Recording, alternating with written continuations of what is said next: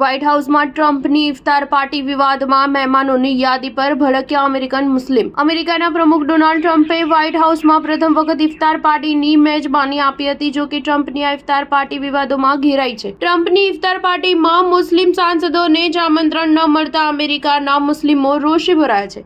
અમેરિકામાં બીજી વખત પ્રમુખ બન્યા બાદ ટ્રમ્પે પ્રથમ વખત ઇફતાર પાર્ટીનું આયોજન કર્યું હતું. વ્હાઇટ હાઉસમાં ઇફતાર પાર્ટીનું આયોજન કરવાની પરંપરા દાયકા જૂની છે, પરંતુ આ વખતે ટ્રમ્પે અમેરિકાના મુસ્લિમ સાંસદો અને સમુદાય સાથે જોડાયેલા નેતાઓને આમંત્રણ આપ્યું ન હતું, જેના લીધે મુસ્લિમો રોષે ભરાયા છે. તેમણે મુસ્લિમ દેશોના વિદેશી રાજદૂતોને ઇફતાર ડિનરમાં સામેલ થવા આમંત્રણ આપ્યું હતું. આમંત્રણ ન મળવાથી વ્હાઇટ હાઉસની બહાર ઘણા મુસ્લિમ સિવિલ રાઇટ્સ ગ્રુપે નોટ ટ્રમ્પ્સ ઇફતારના સૂત્રોચ્ચાર સાથે વિરોધ દર્શાવ્યો હતો, જેમાં એક પ્રદર્શનકારીએ જણાવ્યું હતું કે આ ડોનાલ્ડ ટ્રમ્પનું એક પ્રકારનું પાખંડ છે.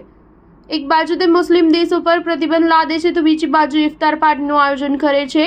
ટ્રમ્પ પ્રમુખ તરીકેના પોતાના 2017ના પ્રથમ કાર્યકાળમાં વ્હાઇટ હાઉસમાં ઇફતાર પાર્ટીનું આયોજન રદ કર્યું હતું.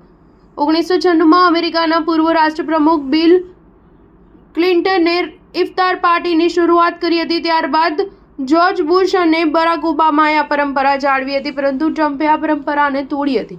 ઉલ્લેખનીય છે કે ઇફતાર પાર્ટીમાં મુસ્લિમ સમુદાયના પ્રતિષ્ઠિત સમુદાયો સાથે મુસ્લિમ દેશોના રાજકીય અને સિનેટર સામેલ થયા છે. વ્હાઇટ હાઉસમાં ઇફતાર ડિનરની મેજબાની કરતા જણાવ્યું કે હું તમામ લોકોનું વ્હાઇટ હાઉસમાં ઇફતાર ડિનર લેવા માટે સ્વાગત કરું છું. અમે ઇસ્લામના પવિત્ર મહિના રમઝાનની ઉજવણી કરી રહ્યા છીએ. વિશ્વભરના મુસ્લિમોને રમઝાન મુબારક.